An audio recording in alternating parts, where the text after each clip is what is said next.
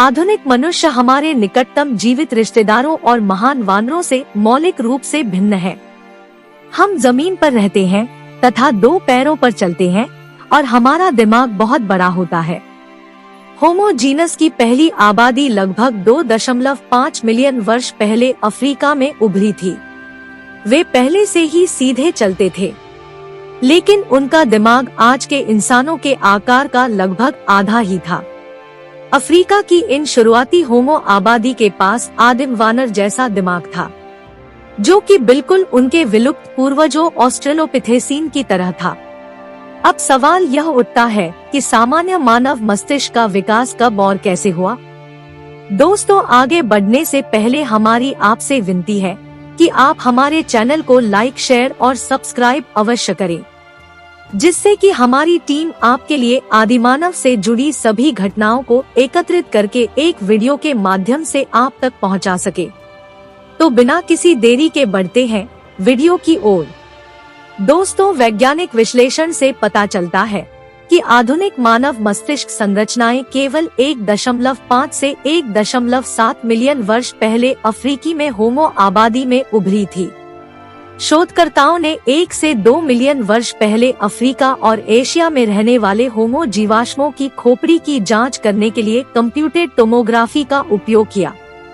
फिर उन्होंने जीवाश्म डेटा की तुलना महान वानरों और मनुष्यों के संदर्भ डेटा से की। आकार के अलावा मानव मस्तिष्क बड़े वानरों से भिन्न होता है, विशेष रूप से व्यक्तिगत मस्तिष्क क्षेत्रों के स्थान और संगठन में। महान वैज्ञानिक मार्सिया पोंस डी लियोन कहते हैं, मनुष्यों की विशिष्ट विशेषताएं मुख्य रूप से ललाट लोक के वे क्षेत्र हैं जो विचार और कार्रवाई के जटिल पैटर्न की योजना बनाने और क्रियान्वित करने के लिए जिम्मेदार है, और अंततः भाषा के लिए भी, चूंकि ये क्षेत्र मानव मस्तिष्क में काफी बड़े हैं और निकटवर्ती मस्तिष्क क्षेत्र और पीछे चले गए। विशिष्ट मानव मस्तिष्क अफ्रीका से एशिया तक तेजी से फैला, जो कि अफ्रीका के बाहर पहली होमो आबादी दमानिसी में, जो अब जॉर्जिया है, के पास मस्तिष्क था, जो उनके अफ्रीकी रिश्तेदारों की तरह ही आदिम था। इसलिए इससे पता चलता है कि लगभग 1.7 मिलियन वर्ष पहले तक प्रारंभिक मनुष्यों का मस्तिष्क विशेष रूप से बड़ा या विशेष रूप से आधुनिक नहीं हुआ करता था। हालांकि ये प्रारंभिक मानव कई उपकरण बनाने, यूरेशिया की नई पर्यावरणीय परिस्थितियों को अपनाने, पशु खाद्य स्रोतों को विकसित करने और मदद की जरूरत वाले समूह के सदस्यों की देखभाल करने में काफी सक्षम थे। दोस्तों, इस अवधि के दौरान अफ्रीका में संस्कृतियां अधिक जटिल और विविध हो गई, जैसा कि विभिन्न प्रकार के पत्थर के औजारों की खोज से पता चलता है। शोधकर्ताओं का मानना है कि जैविक और सांस्कृतिक विकास संभवतः एक दूसरे पर निर्भर था।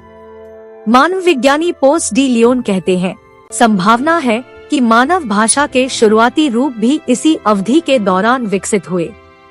जावा में पाए गए जीवाश्म इस बात का सबूत देते हैं कि नई आबादी बेहद सफल थी।